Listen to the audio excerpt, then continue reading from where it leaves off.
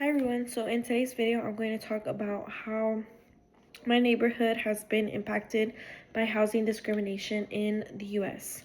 So, even though we don't always think about these issues in our daily lives, a lot of inequalities that we see today still come from historical policies like redlining, racial covenants, and exclusionary zoning. So, there are some of these things that fall under these terms that I haven't experienced personally, but the effects are still very visible in our communities. Alrighty. So we'll start with the first concept, which is redlining. So we know that redlining was a government-based system from the 1930s where pretty much neighborhoods were marked on the maps with colors to show how risky they were. So that's why it's called redlining, because the more riskier, quote unquote, the riskier communities were marked in red, and then I guess the safer communities, they were marked in green. So we see how Black, Latino, and immigrant neighborhoods, they were almost always labeled as red, meaning that the people living there, they couldn't get home loans, or they had to pay like higher interest um, in for their housing.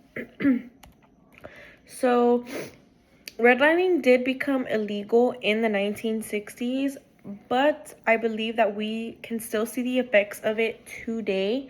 Um, so I think especially in my area where I live, you can still see a big difference between neighborhoods that were green lined or marked as safe and the ones that were historically redlined before.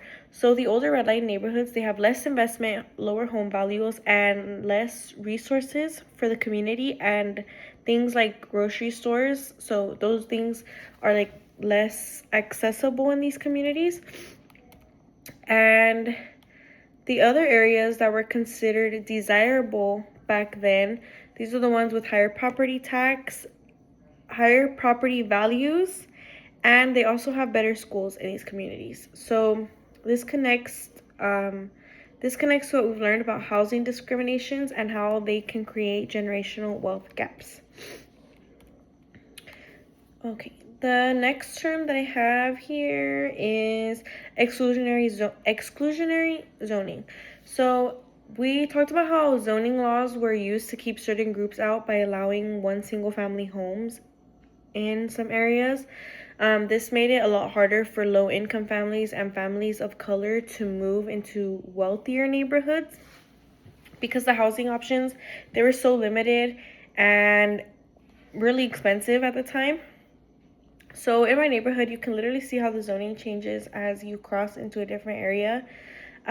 So where I live, it's like in one part of the city is like a lot of houses, and where the neighborhood I live specifically, it used to be a golf course. And then if you drive probably like 5 minutes down from my house, it's just like apartments and duplexes and just more like affordable rentals. And then right on the other side, it's all single family homes with higher property taxes. So this division of how the houses are like split up is not an accident. It reflects the same zoning strategies we discussed, and it still affects who gets access to better funded schools and the cleaner environments, which you can tell just by driving around the areas. Um, there's also the issue of gentrification, and it's pretty much a modern form of displacement. I know I've seen a lot of this in my own community.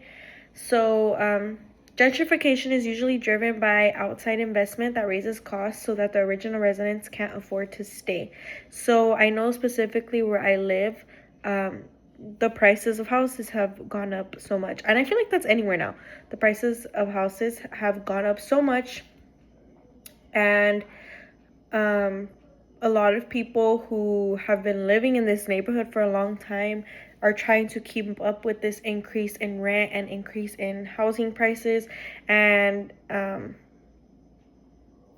they um, they can. So pretty much you can see like new businesses and like I know a lot of like luxury apartments, new gated communities showing up, and then while longtime community houses and spots are being shut down.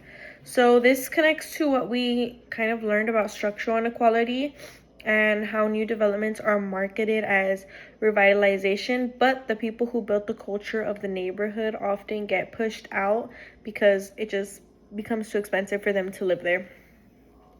So even if I wasn't directly affected by every single policy we learned about, the effects are still very evident in my neighborhood, and whether it's who gets access to good schools, what types of stores are available to you, and how safe the area feels, you can trace a lot of it back to discriminatory housing policies and the inequality they created.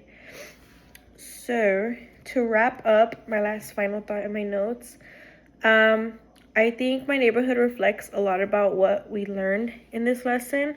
Um, Redlining's long-term effects, exclusionary zoning shaping who gets access to resources, and gentrification pushing out long-time residents. I think understanding these terms have really helped me see my community in a new way and notice how much history has kind of shaped the present, and even like how houses are priced and like why they're priced that way. It kind of helped me gain that understanding. So my final question is, do you think the housing inequalities we learned about can actually be reversed, or are these systems too built in at this point? And what kind of changes do you think would realistically make a difference?